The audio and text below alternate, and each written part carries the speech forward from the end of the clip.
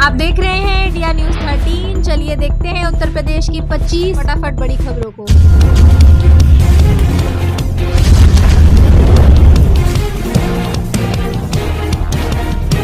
UP board में 52,30,297 छात्र देंगे परीक्षा। हाई स्कूल में 18,000 बढ़े, इंटर में 2 लाख घटे। उत्तर प्रदेश माध्यमिक शिक्षा परिषद के सत्र 2025-26 में कक्षा 9 से 12 तक कुल 1,76,76,431 छात्रों ने पंजीकरण कराया है। इनमें 48,94,432 छात्राएं शामिल हैं। इस वर्ष हाईस्कूल और इंटरमीडिएट की बोर्ड परीक्षा में कुल 52,30,297 छात्र छात्राएं शामिल होंगे।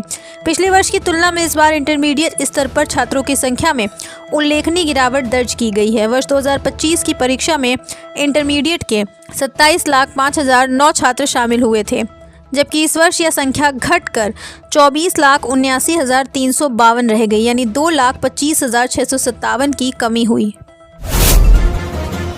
बहराइच में बड़ा हादसा, 22 यात्रियों से भरी नाव डूबी, एक महिला की मौत, 13 लोगों को बचाया, 8 अभी भी लापता। यूपी के बहराइच जिले में कौड़ियाला नदी में एक नाव पलटने से बड़ा हादसा हो गया। नाव पर 22 लोग सवार थे, इनमें से 13 लोगों का रेस्क्यू कर लिया गया, जबकि एक महिला की मौत हो गई। 8 लोग अभी भी लापता बताए जा रहे हैं। यूपी के इस जिले में चेहरा स्कैन कर मनरेगा मजदूरों की लगेगी हाजिरी, 1.28 लाख होगी ई-केवाईसी। अमरोहा में मनरेगा मजदूरों की हाजिरी अब चेहरा स्कैन से होगी। 1.28 लाख मजदूरों की ई-केवाईसी की जा रही है, जिनमें से 57,343 की हो चुकी है। NMMS एप्लीकेशन से हाजिरी में पारदर्शिता आएगी और फर्जी हाजिरी पर रोक लगेगी। आधार अपडेट न होने पर मजदूर निष्क्रिय माने जाएंगे। यूपी के इस जिले में 20 चौकी इंचार्जों का तबादला, कई को मिली नई जिम्मेदारी। आगरा कमिश्नरेट में पुलिस व्यवस्था को और बेहतर बनाने के उद्देश्य से 20 चौकी इंचार्जों का तबादला किया गया है। राम नरेश को रिंग रोड, राजकुमार व्यास को नीति बाग, विनोद कुमार को बेलनगंज और राहुल राणा को रेलवे लाइन चौकी का प्रभार दिया गया है। अन्य कई दरोगाओं को भी नई जिम्मेदारियां सौंपी गई हैं, जिससे पुलिस व्यवस्था में सुधार की उम्मीद है। यूपी में सभी स्कूलों में पौष्टिक आहार के लिए बनेगा किचन गार्डन, दीवारों व छतों पर भी उगाई जाएंगी सब्जियां। उत्तर प्रदेश के सभी परिषदीय विद्यालयों में अब किचन गार्डन विकसित किए जाएंगे। इन गार्डन की सब्जियों का उपयोग मिड डे मील में होगा, जिससे बच्चों को पौष्टिक भोजन मिलेगा। कम जगह वाले स्कूलों में गमलों में सब्जियां उगाई जाएंगी। सरकार ने इस योजना को लेकर विस्तृत कार्य योजना भेजी है और जिलाधिकारियों को इसका क्रियान्वयन सुनिश्चित करने के निर्देश दिए हैं। गोरखपुर में दिखा मोन्था का प्रभाव, तेज हवा संग बारिश से ठंड का आगाज। गोरखपुर में मोन्था के प्रभाव से मौसम बदल गया है। तेज हवाओं के साथ हुई बारिश ने ठंड की शुरुआत कर दी है। तापमान में गिरावट दर्ज की गई है और मौसम विभाग ने आगे और ठंड बढ़ने की संभावना जताई है। किसानों को इस बारिश से काफी राहत मिली है, क्योंकि यह फसलों के लिए फायदेमंद है। देव दीपावली से पहले काशी में सितारों की महफिल, 1 से 4 नवंबर तक गंगा महोत्सव। देव दीपावली से पहले काशी में खास तैयारी की जा रही है। 1 से 4 नवंबर तक गंगा के घाटों पर गंगा महोत्सव होगा, जो हर साल की तरह इस बार भी कला, संस्कृति और भक्ति का संगम लेकर आएगा। उत्तर प्रदेश सरकार की ओर से आयोजित यह कार्यक्रम मुख्य रूप से राजघाट और नमो घाट पर होगा। इन 4 दिनों में घाटों पर देश के नामी कलाकार अपनी प्रस्तुति देंगे। लखनऊ, अयोध्या समेत 15 शहरों में बारिश, काशी, बाराबंकी में तेज हवा से खेतों में गिरी धान की फसल। यूपी में तूफान का असर। यूपी में तूफान मोन्था का असर दिखने लगा है। लखनऊ, अयोध्या, वाराणसी, कानपुर और झांसी में सुबह से ही रुक रुक कर तेज बारिश हो रही है। इसके अलावा गोरखपुर, बाराबंकी, गोंडा, बलिया, भदोई, ललितपुर, आजमगढ़, चित्रकूट और संभल समेत 15 शहरों में रिमझिम बारिश का दौर जारी है। यूपी एवीपी का शानदार ऑफर, फ्लैट खरीदने पर इन लोगों को मिलेगी 15% की छूट। नया नियम पूरे राज्य में लागू। लखनऊ में आवास विकास परिषद फ्लैट खरीदारों को एक मुश्त भुगतान पर 15% की छूट दे रहा है। यह योजना 31 जनवरी 2026 तक लागू रहेगी। 90 दिनों में भुगतान करने पर 10% की छूट मिलेगी और 50% भुगतान पर कब्जा मिल जाएगा। शेष राशि किस्तों में चुकाई जा सकती है और ब्याज पर अतिरिक्त छूट भी मिलेगी।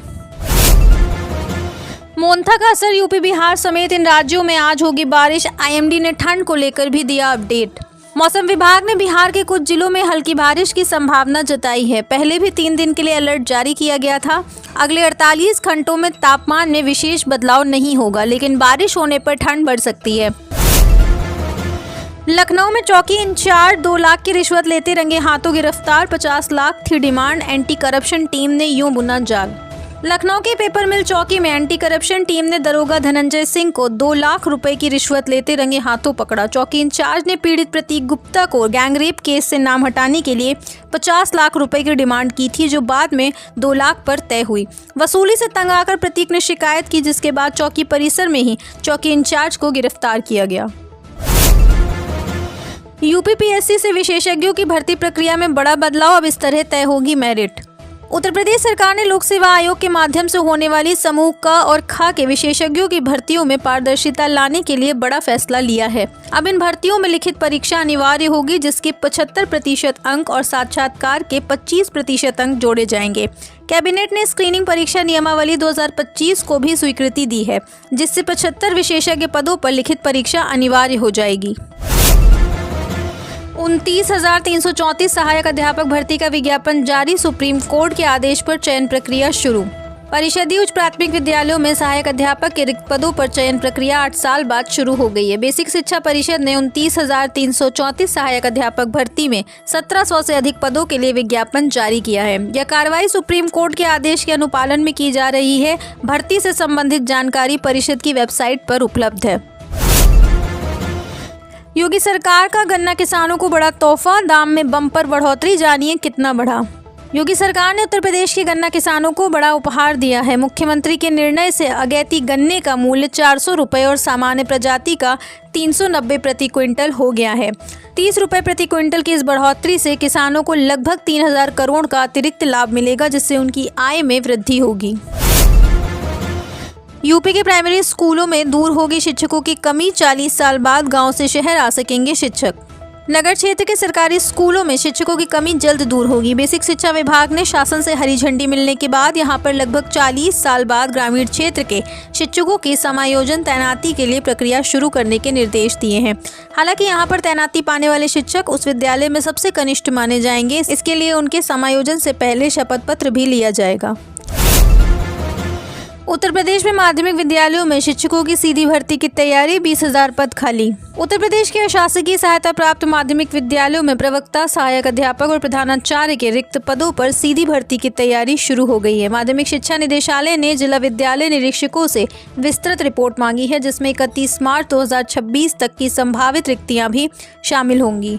प्रदेश भर में लगभग 20,000 शिक्षकों के पद खाली हैं, जिनकी भर्ती प्रक्रिया जल्द शुरू होगी।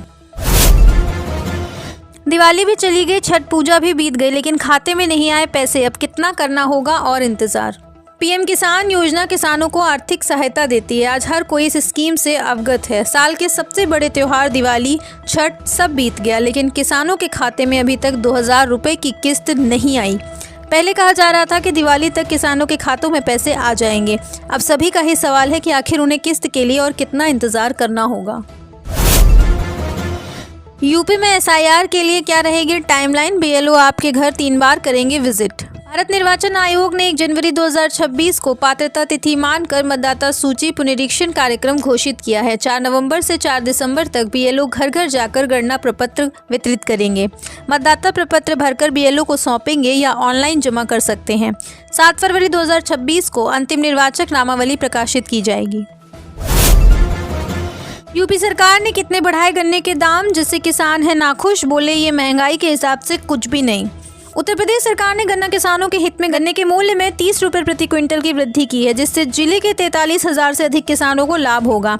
अगैती गन्ने का मूल्य 400 रुपये और सामान्य गन्ने का मूल्य 390 रुपये प्रति क्विंटल किया गया है। सरकार ने बिचौलियों को खत्म करने के लिए गन्ना पर्ची ऑनलाइन कर दी है, जिससे किसानों को राहत मिलेगी। लखनऊ, कानपुर, आगरा सहित यूपी के इन 6 जिलों में होगा स्पेशल काम, सीएम ने अधिकारियों को दिया आदेश। मुख्यमंत्री योगी आदित्यनाथ ने समीक्षा बैठक में गंगा एक्सप्रेसवे का कार्य दिसंबर तक हर हाल में पूरा कराने का निर्देश दिया। मेरठ, हरिद्वार, नोएडा, जेवर, चित्रकूट, रीवा और विंध्य एक्सप्रेसवे की योजनाओं पर चर्चा हुई।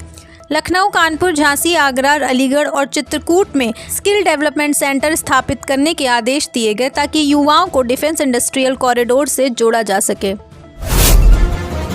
यूपी में बंद होंगे 1000 से अधिक अवैध ईंट भट्टे, प्रदूषण नियंत्रण बोर्ड इस वजह से लेगा एक्शन। उत्तर प्रदेश में ईंट भट्टों का व्यापार करने वालों के लिए बड़ी खबर सामने आई है। बताया जा रहा है कि यूपी में 1000 से अधिक अवैध ईंट भट्टे गाइडलाइन का पालन न करने वाले बंद किए जाएंगे। सरकार इसे लेकर जल्द ही सख्त कदम उठाने जा रही है। मिली जानकारी के मुताबिक अवैध भट्टों पर जल्द ही जिला प्रशासन, पुलिस और प्रदूषण नियंत्रण बोर्ड की टीम कार्यवाही करेगी। सरकार की इस कार्रवाई से अवैध भट्टा चालकों में हड़कंप मचा हुआ है। काशी की देव दीपावली भारत की आध्यात्मिक चेतना का विश्व संदेश बने, योगी का अफसरों को ये निर्देश भी। मुख्यमंत्री योगी आदित्यनाथ ने गुरुवार को एक उच्च स्तरीय बैठक में 5 नवंबर को वाराणसी में आयोजित होने वाली देव दीपावली 2025 की तैयारियों की विस्तार पूर्वक समीक्षा की। उन्होंने कहा कि देव दीपावली काशी की सनातन परंपरा, गंगा आराधना और लोक आस्था का अद्वितीय संगम है। यह पर्व भारत की उस अनादि परंपरा का सजीव प्रतीक है जहां दीप केवल ज्योति नहीं बल्कि धर्म, कर्तव्य और राष्ट्रभाव का प्रतीक है। मुख्यमंत्री ने कहा कि काशी की देव दीपावली का आयोजन इस प्रकार किया जाए कि यह भारत की सांस्कृतिक आत्मा और आध्यात्मिक चेतना का विश्व संदेश बने। यूपी के टीचर्स के लिए आ गया नया फरमान, अब कॉल भी करनी पड़ेगी, सीधे लखनऊ से होगी साप्ताहिक मॉनिटरिंग। परिषदीय विद्यालयों में गैर हाजिर रहने वाले बच्चों के घर शिक्षक फोन करेंगे और उन्हें स्कूल आने के लिए प्रेरित करेंगे। बेसिक शिक्षा विभाग ने नामांकन सुनिश्चित करने के निर्देश दिए हैं, खासकर कक्षा 5, 6, 8, 9 और 10, 11 में।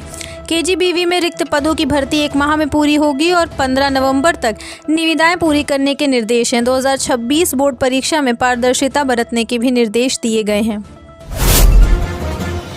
गोरखपुर विश्वविद्यालय में पुस्तक महोत्सव की तैयारी जोरों पर, मुख्यमंत्री करेंगे उद्घाटन।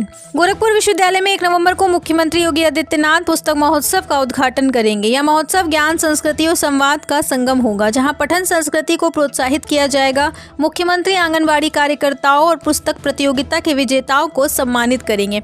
साथ ही वे सैमसंग इनोवेशन कैंपस प्रमाण पत्र वितरण समारोह में भी भाग लेंगे, जिसका उद्देश्य उच्च शिक्षा को उद्योगोन्मुख बनाना है। सीएम योगी ने कहा, बीडा में बनेगा एयरपोर्ट, रेलवे स्टेशन और लॉजिस्टिक पार्क, दिसंबर तक पूरा होगा गंगा एक्सप्रेसवे। मुख्यमंत्री योगी आदित्यनाथ ने बुंदेलखंड औद्योगिक विकास प्राधिकरण क्षेत्र में एयरपोर्ट, रेलवे स्टेशन और मल्टी मॉडल लॉजिस्टिक्स पार्क विकसित करने के निर्देश दिए हैं। उन्होंने कहा कि बीडा न केवल झांसी बल्कि पूरे बुंदेलखंड क्षेत्र में औद्योगिक क्रांति का नया केंद्र बनेगा। मुख्यमंत्री ने यह भी कहा कि बुंदेलखंड अब पिछड़ेपन की परिभाषा नहीं बल्कि उत्तर प्रदेश की प्रगति और आत्मनिर्भरता का प्रतीक बनेगा। आप देख रहे हैं देश का number 1 Hindi news channel India news 18, मतलब भारत की आवाज।